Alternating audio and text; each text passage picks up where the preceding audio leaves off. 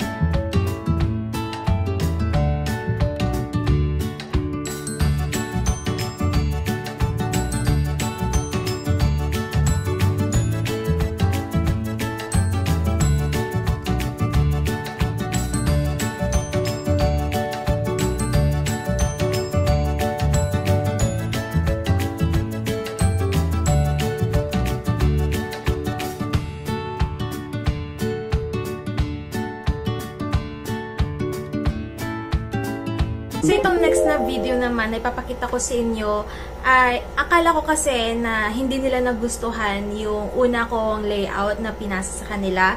Kaya ang ginawa ko ay binago ko lahat yung design, pati yung flowers binago ko din. Kasi parang hindi daw ganon yung motif nila. So, binago ko lahat, pati yung kulay ng background, pinadark ko siya. Pinalitan ko din yung kanilang, or pinalitan ko yung flower na ginamit ko nung una. So, ayun, makikita nyo dito sa next video kung ano yung mga pinalitan ko.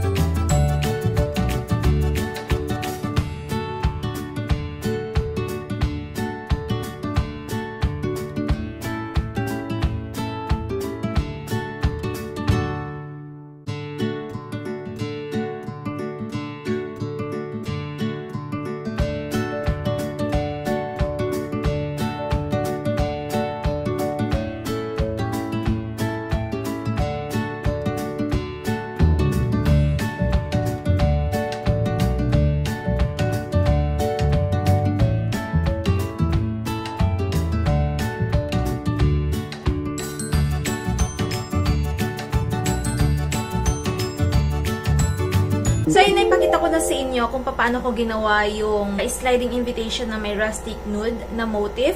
Pero, hindi yun yung na-approve na layouts nila. So, hindi ko alam kung bakit wala na akong recorded video nitong layout na ito, nitong motif na ito. Pero, papakita ko na lang sa inyo yung approve or yung pinaka-final na layouts na ginawa ko sa kanila, which is this one. So, kung mapapansin niyo na naiba yung kulay, naging light yung background or white yung background, and then, binalik yung mga una kong ginamit na images doon sa unang layout na ginawa ko. So, tinanggal ko lang ulit yung mga bulaklak na ginamit ko doon sa second video na pinakita ko sa inyo dahil mas gusto daw nila yung ganon sa una kong ginawa, yung pinakaunang-unang video na pinakita ko sa inyo or yung layouts na ginawa ko. So, ganon daw yung gusto nila, pero yung kulay lang daw ang naiba. So, ang naging final layouts nila ay yung may ganito. So, ganito yung itsura ng kanilang sliding invitation layouts na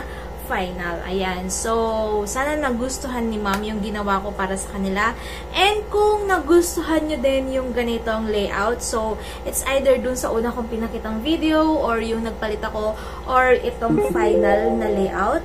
Kung nagustuhan nyo yung ganitong layout, pwede nyo i-purchase sa akin ito. Mag-message lang kayo sa aking email, nandyan sa description box, or pwede din sa aking Facebook page na Inspired by Cassie. So, sana nagustuhan ninyo ang video na ito at ang layout na ginawa natin today. Kung may mga request and suggestion pa kayo, mag-comment lang kayo dyan sa baba at gagawin natin yan ng video. Again, thank you so much for watching and see you sa aking next video. Don't forget to like and subscribe. Bye!